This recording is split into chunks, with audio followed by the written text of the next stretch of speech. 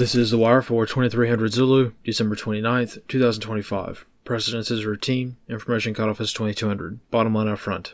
President Trump quietly confirms land-based strikes have begun in Venezuela. China launches large-scale military exercises near Taiwan. Beginning with international events, in the Far East, this morning China kicked off their large-scale yearly military exercise in the waters surrounding Taiwan. This year's exercise has been titled Justice Mission 2025 and focuses on combined arms warfare techniques that will be necessary for the invasion of Taiwan. In the graphics and AI-generated content provided on the exercises by China, the focus for the drills is openly to deter a Taiwanese bid for independence. Analysts comment, as usual, all eyes are on the drills this year to assess whether or not China will be capable of taking Taiwan when the time comes. Traditionally, China never announces their military drills ahead of time. In this case, approximately 1 hour elapsed between the official announcement of the drills and the first aircraft detected on Taiwanese radar. Somewhat interestingly, this year, China has leaned into camouflage as a concept. Ironically, China directly stole the idea of urban camouflage from Taiwan, which has taken the form of Chinese units camouflaging ICBM launchers to appear to be construction cranes, a tactic Taiwan has been using for many years. Due to the nature of the expected urban combat of Taipei, Taiwan has had to come up with unique ways for military equipment to survive as long as possible in the event that war kicks off. Turns out, China has also replicated much of this urban camouflage doctrine, which indirectly confirms that China is expecting missiles to be landing within their homeland as well.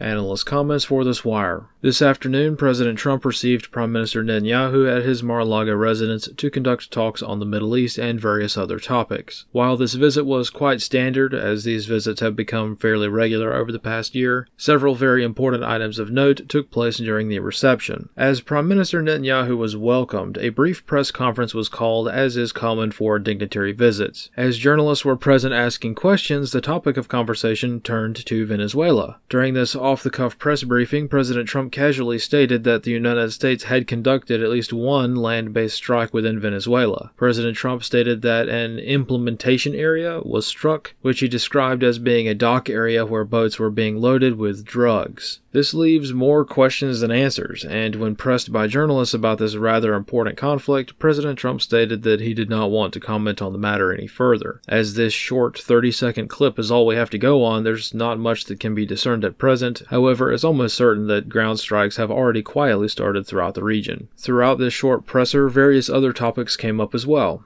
President Trump reiterated the commitment to continue strikes in Iran, which is not surprising but still notable as it confirms that this conflict is certainly far from over. President Trump also confirmed that he took an unscheduled call from President Putin regarding an event that occurred this morning. In Moscow, the Kremlin reported a Ukrainian drone strike being conducted at an undisclosed location, which targeted one of Putin's personal residences. Ukraine has denied this attack outright and has stated that the whole affair has been fabricated from the ground up. During this morning's ad hoc press briefing in Florida, President Trump stated that the phone call had taken place and that the U.S. stopped the sale of Tomahawks to Ukraine for this reason, presumably to prevent them from using these munitions to assassinate Putin. Granted, these minor details probably won't matter that much to the average American taxpayer, but it does shed light on the relationships between all parties during this war, as well as the high-stakes nature of this conflict and the very tenuous peace talks. This concludes The Wire for 2300 Zulu, December 29th, 2025.